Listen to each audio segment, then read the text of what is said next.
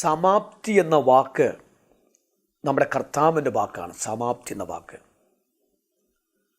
കാര്യം യേശുക്രിസ്തുവിനെ കുറിച്ച് വെളിപ്പാട് പുസ്തകത്തിനകത്ത് പറഞ്ഞിരിക്കുന്ന പദം, അവൻ അൽഫയും ഒമേഗയും ആദ്യനും അന്ത്യനും.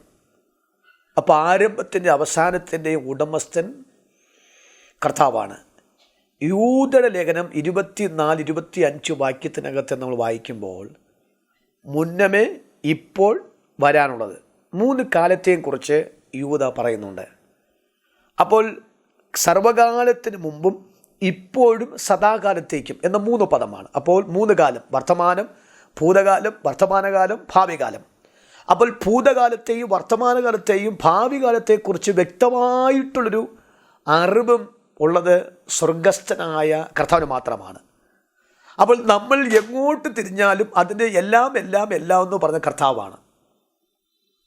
അതാണ് വെളിപ്പാട് പുസ്തകം കൊടുത്ത വാക്ക്. അവൻ അൽഫയും അവൻ ഒമേഗയുമാണ്. അപ്പോൾ ആദ്യനും അന്ത്യനും എന്ന വാക്കാണ്. അതിന് അനുബന്ധിച്ച ഒരു വെളിപ്പാട് നമ്മുടെ വിഷയവുമായിട്ട് ബന്ധപ്പെട്ട് വന്നാൽ 138 സങ്കീർത്തനത്തിൻ്റെ 8 വാക്യത്തിൽ പറയുന്നു, യഹോവ എനിക്ക് വേണ്ടി സമാപ്തി വരുത്തുമെന്നാണ്. നോക്കാം ആ പദത്തിൻ്റെ അർത്ഥം. Finish, complete. എനിക്ക് വേണ്ടി കർത്താവ് നിവൃത്തികൾ ഉണ്ടാക്കും.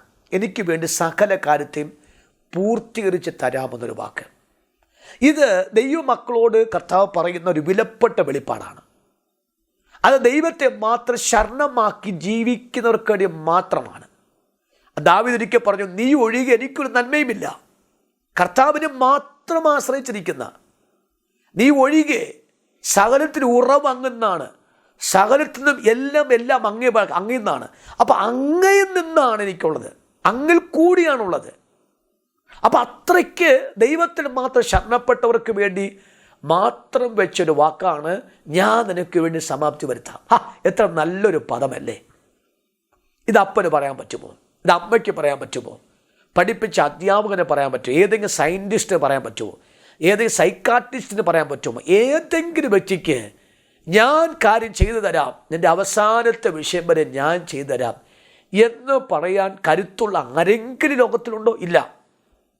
അതാണ് 138 വാക്യത്തിൽ സങ്കീർത്തനക്കാരൻ പറയുന്നു, യഹോവ എനിക്ക് വേണ്ടി സമാപ്തി വരുത്തും എന്ന് പറഞ്ഞാൽ, അതിൽ 1 വാക്യത്തിൽ ഞാൻ പൂർണ്ണ ഹൃദയത്തോടെ നിനക്ക് സ്തോത്രം ചെയ്യുന്നു. ആ വാക്ക്, ഞാൻ പൂർണ്ണ ഹൃദയത്തോടെ.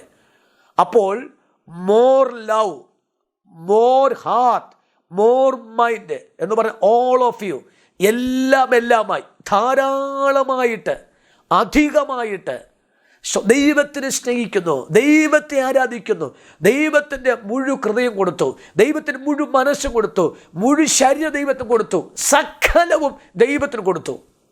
അപ്പോൾ മുഴു നിലയിൽ ദൈവത്തെ ആരാധിക്കുന്ന ഒരു വ്യക്തിയെ സംബന്ധിച്ചോളം ആ വ്യക്തിയുടെ സകല കാര്യങ്ങളും A-Z വരെ സകല കാര്യങ്ങളും കർത്താവ് ചെയ്തു കൊടുക്കാമെന്നാണ്. ആ ഒരു അറിവാണ് നമ്മെ ഓടുവാൻ പ്രാപ്തനാക്കുന്നത്. നമുക്ക് ഒത്തിരി കഥാപാത്രങ്ങൾ ബൈബിളിനകത്ത് നമുക്കറിയാം. ലോകങ്ങളിൽ വെച്ച് ഏറ്റവും വലിയ ഒരു നേതാവാണല്ലോ മോശ.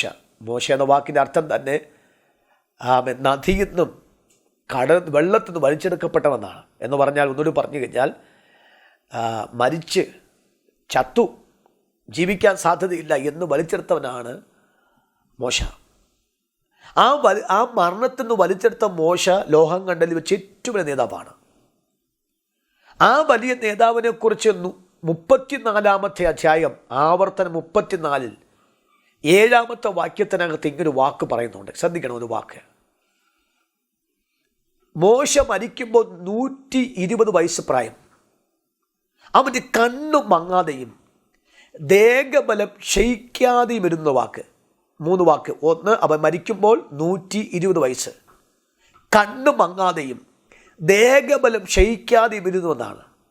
അപ്പോൾ ദൈവത്തിന് വേണ്ടി നിന്ന അവസാന ശ്വാസം വരെയും ദൈവത്തിന് വേണ്ടി പ്രയോജനപ്പെട്ട ആ മോശയുടെ അവസാന ഘട്ടത്തിൽ പറഞ്ഞ വാക്ക് 120 വയസ്സ് വരെയും കണ്ണു മങ്ങാതെയും ദേഹബലം ക്ഷയിക്കാൻ നിന്നുവെങ്കിൽ ആ വ്യക്തിക്ക് ഈ വചനം ബാധിക്കുന്നുണ്ട്.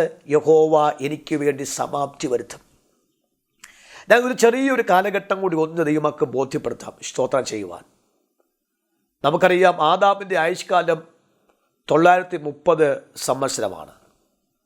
930 ആയപ്പോൾ അദ്ദേഹം മരിച്ചുപോയി. അദ്ദേഹത്തിൻ്റെ അവസാനത്തിൻ്റെ അന്തരീക്ഷം നമുക്ക് വചനത്തിൽ കൂടി ബോധ്യമാണ്. എന്നാൽ അബ്രഹാമിൻ്റെ ആയുഷ്കാലം 175 വയസ്സാണ്. അന്ന് കർത്താവ് പറഞ്ഞു 75-ാമത്തെ വയസ്സിൽ കർത്താവിൻ്റെ ശബ്ദം കേട്ടിറങ്ങി 175-ാമത്തെ വയസ്സിൽ എത്തുമ്പോൾ തൻ്റെ വാഗ്ദത്തങ്ങൾ മുഴുവനും ഐശ്വര്യമായി നിന്നെ അനുഗ്രഹിക്കാം. 22-ാം അധ്യായത്തിൽ വായിക്കുമ്പോൾ നീ നിന്റെ ഏകജാതനായ മകനെ തരാൻ മടിക്കായ കൊണ്ട് ഞാൻ നിന്നെ ഐശ്വര്യം അനുഗ്രഹിക്കുമെന്നാണ്. അത് 175-ാമത്തെ വയസ്സെത്തിയപ്പോൾ ഐശ്വര്യം അനുഗ്രഹം പ്രാപിച്ചു. അപ്പന് കൂടെ നിന്ന് അപ്പൻ ദൈവത്തെ അറിഞ്ഞ് ജീവിച്ച ഇസഹാക്കിന് വയസ്സ് 180 വയസ്സാണ്. അവൻ്റെ അവസാനത്തിൽ വാഗ്ദത്തം 100 മേനി പ്രാപിക്കുകയും വർദ്ധിച്ചു മഹാധനവാനായി. തലമുറയ്ക്ക് അനുഗ്രഹം കൈമാറ്റം ചെയ്തിട്ട് 180-ാമത്തെ വയസ്സിൽ അവസാനത്തെ ശ്വാസം വലിച്ചു. അവൻ്റെ ജീവിതത്തെ സമാപ്തി ശ്രേഷ്ഠമായിരുന്നു. അവന് തലമുറയായി യാക്കോബ് കയറി വരികയാണ്. യാക്കോബിൻ്റെ ആയുഷ്കാൽ 147 വയസ്സാണ്. 20 വർഷത്തിന് കഷ്ടപ്പാട് കൂടി യാത്ര പുറപ്പെട്ടു. 17-ാമത്തെ വയസ്സിൽ ആരംഭിച്ച അവൻ തൻ്റെ കഷ്ടപ്പാടുകളുടെ ഏറ്റവും മേഖലകളിൽ 30-ാമത്തെ വയസ്സ് മുതൽ തന്നെ ജീവിതത്തിനകത്ത് ഒത്തിരി കഷ്ടപ്പാട് കൂടെ 147-ാമത്തെ വയസ്സെത്തിയപ്പോൾ പ്രൗഢ ഗംഭീരമായൊരു അടക്കം ലഭിച്ചു. 17 വർഷം മിസ്രൈമിൽ രാജകീയ ജീവിതം യോസഫിന് അനുഭവിച്ചു. തൻ്റെ അവസാന ഘട്ടം ആദ്യം ദരിദ്രനായിരുന്നു. ഒരു ഒരു ഒരു ഒരു പശുപാലകനും ആടുമേയ്ക്കുന്ന ഒരു പാലകനുമായിരുന്നു. പക്ഷെ അവസാന ഘട്ടത്തിൽ ഒരു അധിപതിയുടെ അപ്പനെന്ന നിലയിൽ രാജകീയമായ അവസാനം ലഭിച്ചു. എന്താ കാര്യം? സമാപ്തി ശ്രേഷ്ഠമായിരുന്നു. കർത്താവിൻ്റെ പൂർണ്ണ ഹൃദയത്തോടെ ആചാരിച്ചാൽ. ഇനി 4-ാമത്തെ തലമുറ ജോസഫിൻ്റെ ആയുഷ്കാലം 110 സംവത്സരമാണ്. തൻ്റെ 17-ാമത്തെ വയസ്സ് സ്വപ്നം കണ്ടു. 30-ാമത്തെ വയസ്സിൽ വാഗ്ദത്തത്തിലേക്കു 17 + 13 = 30. 30-ാമത്തെ വയസ്സ് എത്തിയപ്പോൾ ഇതാ നിൽക്കുന്നു ഫറവോന് മുമ്പിൽ. ആരംഭത്തിൽ കഷ്ടമായിരുന്നു, ആരംഭത്തിൽ ആ പൊട്ടക്കുഴിയായിരുന്നു, ആരംഭത്തിൽ ആ പോത്തിപ്പൻ്റെ വീടായിരുന്നു, ജയിൽവാസമായിരുന്നു. പക്ഷേ അവസാന സമാപ്തിയിൽ വന്നപ്പോൾ അധിപതിയായിട്ട് വചനം പറയുന്നു അവനെ മിസ്രൈമിൽ ഒരു ശവപ്പെട്ടിക്കകത്ത് അവന് വെച്ചു എന്ന് പറഞ്ഞാൽ ഞാൻ പറഞ്ഞ അർത്ഥം 110-ാമത്തെ വയസ്സ് പ്രൗഢഗംഭീരമായൊരു അവസാനമായിരുന്നു. നമ്മുടെ ആരംഭം ആരും കണ്ടില്ലായിരിക്കാം, പക്ഷെ അവസാനം ശ്രേഷ്ഠമായിരിക്കണം. അങ്ങനെ അവസാനം ശ്രേഷ്ഠമായി മാറണമെങ്കിൽ നിങ്ങൾ നോക്കൂ, അബ്രഹാം യാഗം കഴിച്ചു, ഇസഹാക്ക് യാഗം കഴിച്ചു, യാക്കോബ് യാഗം കഴിച്ചു. ഈ 3 തലമുറയും യാഗം കഴിച്ച് നിയമം ചെയ്ത വിശുദ്ധന്മാരാണ് എന്ന് പറഞ്ഞാൽ നാം വായിച്ച സങ്കീർത്തനത്തിൽ വായിച്ചത് അവർ പൂർണ്ണ ഹൃദയത്തോടെ ദൈവത്തെ ആരാധിച്ചു സേവിച്ചു. അവർ പൂർണ്ണ ഹൃദയ ദൈവത്തെ മഹത്വപ്പെടുത്തി. അതുകൊണ്ട് അവിടെ അവസാനം ഏറ്റവും ശ്രേഷ്ഠമായിരുന്നു. ഈ ദൈവശബ്ദം കേൾക്കുന്ന ദൈവമക്കളോട് ഗൗരവത്തോടെ ഞാൻ ഒന്ന് പറയട്ടെ, എവിടെയെങ്കിലും ആരാധനയ്ക്ക് പോരായ്മ വന്നിട്ടുണ്ടോ? ദൈവിക ദർശനത്തിന് പോരായ്മ വന്നിട്ടുണ്ടോ? ദൈവകൃപയിൽ നിങ്ങൾ അന്യപ്പെട്ടു പോയിട്ടുണ്ടോ? പുനഃസ്ഥാപനം നടക്കൂ, മടങ്ങി വരൂ. നിങ്ങളുടെ ആരംഭം ആരും അറിഞ്ഞിട്ടില്ലായിരിക്കാം, പക്ഷെ നിങ്ങളുടെ അവസാനം അതിമഹത്വമായിരിക്കും. ഇതാ ദൈവത്തിൻ്റെ വചനത്തെ വെളിപ്പാട്. അതാണ് ഞാൻ ഈ ഡേറ്റും ഈ പ്രായം കൊണ്ട് ദൈവമക്കൾക്ക് ആ വിഷയത്തെ ബോധ്യപ്പെടുത്തി തന്ന കാര്യം. നോക്കൂ, ഒരു 5-ാം തലമുറ വാഴ്ത്തപ്പെട്ട കർത്താവ് ഒരു ദരിദ്രനായിട്ടാണ് ജനിച്ചത്. വഴിയമ്പലത്തിൽ സ്ഥലമില്ലാത്തത് കൊണ്ട് പശുത്തൊട്ടില തൻ്റെ കിടപ്പ് ആരംഭിച്ചത്. തൻ്റെ ദാരിദ്ര്യത്തിനകത്തും കർത്താവിനെ മഹത്വപ്പെടുത്തി ദൈവത്തിൻ്റെ വിശേഷതകൾ ബോധ്യപ്പെട്ട് കർത്താവ് ജീവിച്ചു. എന്നാൽ കർത്താവ് ഒരു വാക്ക് ഞാൻ പറഞ്ഞു, ഞാൻ ഉയർത്തപ്പെട്ടാൽ എല്ലാവരും എങ്കിലേക്ക് ആകർഷിക്കുമെന്ന് വാക്ക് പറഞ്ഞു. അവനെ അടിച്ചു, അവനെ തകർത്തു, അടക്കി, അവനെ ക്രൂശിച്ചു, അവനെ അടക്കി. 3-ാം ദിവസം ഉയർത്തെഴുന്നേറ്റു. സകല കണ്ണു അവനെ കുത്തിത്തുളച്ച് കണ്ടു. എല്ലാം നാം യേശു മാത്രം കർത്താവെന്ന് പറഞ്ഞു. അവൻ്റെ അവസാനം ശ്രേഷ്ഠമായുടെ മണ്ഡലത്തിലായിരുന്നു. പോരായെങ്കിൽ ഇന്നും രാജാവായി സ്വർഗത്തിൽ വാഴുന്ന കർത്താവ് നമ്മെ ചേർക്കാൻ വരുമെന്നുള്ള പ്രത്യാശയിലാണ് നാം വേറുപെട്ട ദൈവമക്കളായിരിക്കുന്ന വാക്ക്. അത്രയ്ക്ക് വിലപ്പെട്ട സംഭാവന ചെയ്ത ഒരു മഹാദൈവമാണല്ലോ നമ്മുടെ വാഴ്ത്തപ്പെട്ട കർത്താവ്. ഇങ്ങനെ ദൈവമക്കളെ നിലവാരങ്ങൾ ഒത്തിരി പഠിച്ചു കഴിഞ്ഞാൽ വിലപ്പെട്ട വെളിപ്പാടുകൾ നമുക്ക് ദൈവാത്മാവ് നമുക്ക് തരികയാണ്. എങ്കിൽ നമ്മൾ ഭാഗ്യവാന്മാരല്ലേ? നമ്മൾ ശ്രേഷ്ഠന്മാരല്ലേ?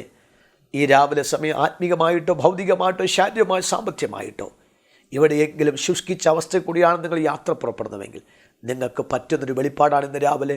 യഹോവ എനിക്ക് വേണ്ടി സമാപ്തി വരുത്തും. പറ, ഒന്നുകൂടി പറഞ്ഞേ, യഹോവ എനിക്ക് വേണ്ടി സമാപ്തി വരുത്തും. പറഞ്ഞ് ഒന്നുകൂടി പറഞ്ഞേ, യഹോവ എനിക്ക് വേണ്ടി സമാപ്തി വരുത്തും. എൻ്റെ പ്രശ്നങ്ങളെ ദൈവം മാറ്റും, എൻ്റെ ദുഃഖങ്ങളെ കർത്താവ് മാറ്റും, എൻ്റെ നെടുവീർപ്പുകളെ കർത്താവ് മാറ്റും, എൻ്റെ ശുഷ്കിച്ച അവസ്ഥകളെ കർത്താവ് മാറ്റും. ദൈവം ഒരു അത്ഭുതമാക്കി മാറ്റും. വിശ്വാസത്തോടെ ഈ ദൂതിന് ബാക്കി ഒന്ന് രാമയെ പറയാമോ? ഈ ദൂതിന് പുറകെ യാത്ര ചെയ്യാമോ?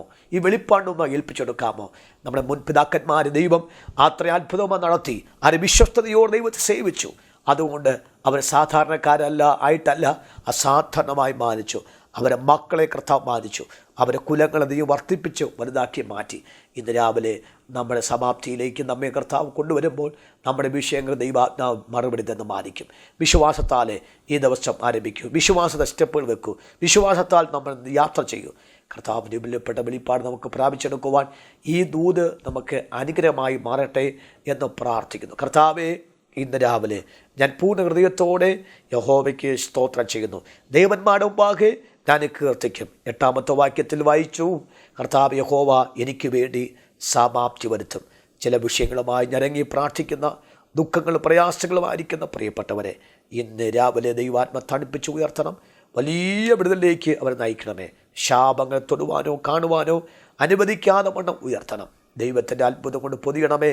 കർത്താവേ, ഈ ദിവസങ്ങളിൽ ദൈവം ഒരു അത്ഭുതം ചെയ്യണം. അവരെ വേദനിക്കുന്ന എല്ലാ ചിന്തകൾക്കും മറുപടി കൊടുക്കണം. യഹോവ എനിക്കൊരു സമാപ്തി വരുത്തുമെന്ന് ഈ വാക്യം ഉരുവിട്ട് പ്രാർത്ഥിച്ച് ആ വിടുതൽ, ആ വാഗ്ദത്തങ്ങൾ ഏറ്റെടുക്കുവാൻ ദൈവം പ്രാപ്തി നൽകണമേ. ഒരു കർത്താവിൻ്റെ ദാസനെയിൽ പിതാവിൻ്റെ പുത്രൻ്റെ പരിശുദ്ധാത്മ നാമത്തിൽ അവരെ മക്കളെയും കുടുംബത്തെയും സഭയെയും ശുശ്രൂഷകളെ അനുഗ്രഹിച്ച് പ്രാർത്ഥിക്കുന്നു. അനുഗ്രഹമായി മാറട്ടെ. ക്രിസ്തയേശുവിൻ്റെ വിലപ്പെട്ട നാമത്തിൽ പ്രാർത്ഥിക്കുന്നു. ദയമൂലം കേൾക്കണം പരിശുദ്ധ പിതാവേ. ആമേൻ, ആമേൻ. കർത്താവ് നമ്മുടെ കൂടെയുണ്ട്.